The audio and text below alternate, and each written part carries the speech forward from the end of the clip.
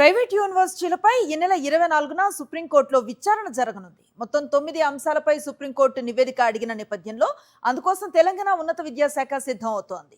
ఇప్పటికే విద్యాశాఖ ఉన్నతాధికారి దేవసేన నేతృత్వంలో తెలంగాణ ప్రభుత్వం కమిటీని నియమించింది. తెలంగాణలో మల్లారెడ్డితో పాటు 10కి పైగా ప్రైవేట్ యూనివర్సిటీస్ ఉన్నాయి.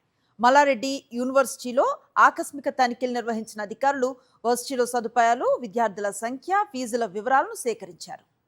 ఇదే అంశంపై పూర్తి సమాచారాన్ని అందిస్తారు మా కరెస్పాండెంట్ విక్రమ్. చెప్పండి.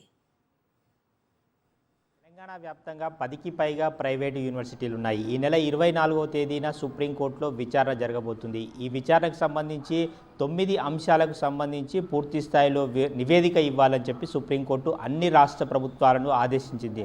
అందులో భాగంగా తెలంగాణలో కూడా విద్యాశాఖ ఉన్నతాధికారి దేవసేన నేతృత్వంలో ఒక కమిటీ వేశారు. ఆ కమిటీ పూర్తి స్థాయి 10కి పైగా ఉన్న యూనివర్సిటీల్లో తనిఖీలు చేసి పూర్తి స్థాయి వివరాలను సేకరిస్తుంది. అందులో భాగంగా మల్లారెడ్డి యూనివర్సిటీలో ఆకస్మికంగా తనిఖీలు చేశారు.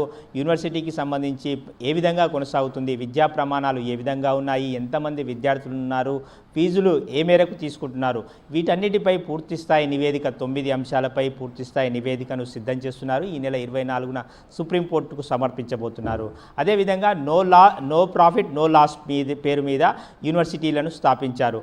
అయితే అదే ప్రామాణికంగా నడుస్తుందా లేదా, లాభాపేక్ష లేకుండా నడుపుతామని చెప్పి యూనివర్సిటీలను ఏర్పాటు చేసుకున్నారు. లాభాపేక్ష లేకుండా నిజంగా నడుపుతున్నారా, వాటి ఆస్తులేంటి? మరిన్ని అప్డేట్స్ కోసం ఛానల్ను సబ్స్క్రైబ్ చేయండి. నోటిఫికేషన్స్ కోసం బెల్ ఐకాన్ పై క్లిక్ చేయండి.